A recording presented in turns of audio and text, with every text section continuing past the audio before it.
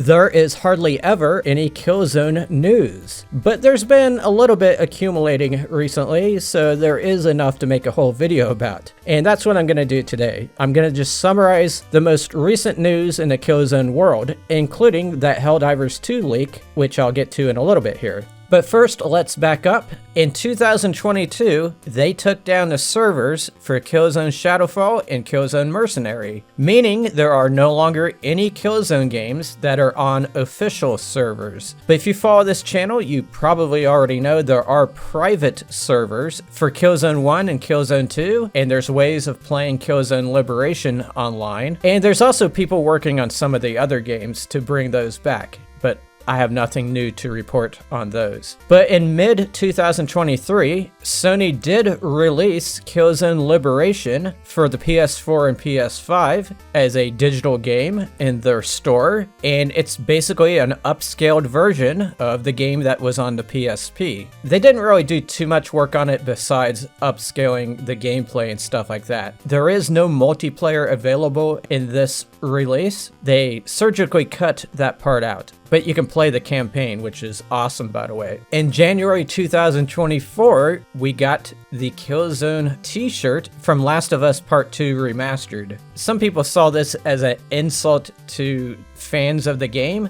In October 2024, there was an art director at Guerilla Games named Roy Postma, and he said that Guerilla Games is done with the franchise. Now, I don't know how high up this guy is, but I assume he was talking on behalf of the studio because he was doing an interview on the Horizon Lego game. He was speaking to the Washington Post. He said, "We were done with it as a team, as a studio. We needed to refresh the palette. It was by choice, the opposite of Killzone." He's talking about the Horizon series. So whatever, he was basically saying that the franchise is dead from his company's standpoint. That doesn't mean that Sony couldn't outsource the franchise to some other company, so we'll see. The 20th anniversary of Killzone was in November 2024. And Sony and Guerrilla Games was silent about it. So that's newsworthy in itself. Now, there was some fan-related stuff. There's like a fan magazine. I don't know much about it, but that did launch around the time of the 20th anniversary, so you got that going on. But Sony, in recent weeks, has been celebrating the 30th anniversary of the PlayStation brand. And as part of that, they released, or somebody released, some 30th anniversary Killzone music on Spotify and Apple Music. This is on Spotify. You can see these playlists or whatever have been created. I don't know if this stuff was already on here and they just slapped the 30th anniversary label on them or whatever. I don't think they made any big announcement around this either, but people on Reddit did notice that this existed, so that's good. The music for this franchise is awesome. And Sony also had an anniversary trailer that featured about 1 second of Killzone footage. If you blink, you miss it. So I guess that counts as news as well.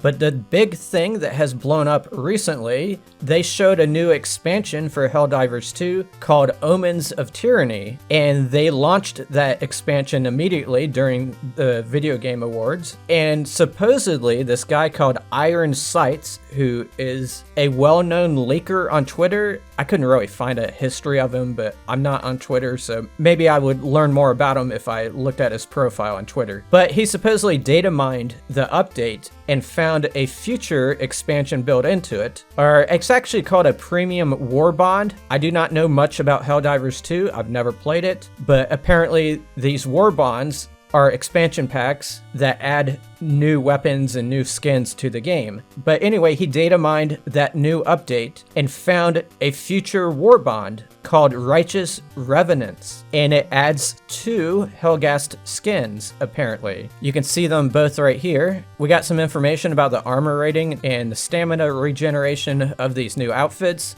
These look like they're based on the Killzone 2 models, but you can see there, it looks like there's a cape in the back. I believe a lot of the characters in Helldivers have capes. So they've added that. I don't think there was that many Helghast wearing capes in Killzone 2, but I could be wrong. There's a lot more detail to these skins than the original skins from Killzone 2, but that makes sense because you're working with higher resolutions now, so there's going to be more detail. Plus, you need it to fit the aesthetic of the Helldivers 2 game. Now, this could all be a big prank, and I'm just going to go through all the images here and show you some of the stuff that was supposedly data mined from the game. I'm not sure if all this is from that one leaker or whether or not people went back in and found other stuff. But it's notable that the leaker's original message, it says media not displayed, it's been removed. So they must have forced him to take it down. So maybe that means that this is true. But there's also going to be apparently some weapons from the Killzone franchise. And we'll start off with this Wasp launcher. This is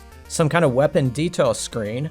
The Wasp, if you're not sure what that is, it was in Killzone 3. It was this big gun that's set on a pedestal, and you can go up and grab it off the pedestal and walk around with it. And it had two firing modes. One was this mortar attack, which was very powerful, and another one is it launched a bunch of heat-seeking missiles once you locked onto something. Like I said, I don't know much about Helldivers 2, but this seems like it would fit that game very well. Some of the other weapons that have supposedly been found in the files is what they're calling the PLAS-39. This was a weapon from Killzone Mercenary. When I play the game, it's called the VC-39, so I don't know where they got this PLAS, but perhaps the gun had different names in different regions, or maybe it just got a slightly different name for Helldivers 2. But basically, this is a charging sniper rifle, and it's a really cool gun to use in Mercenary.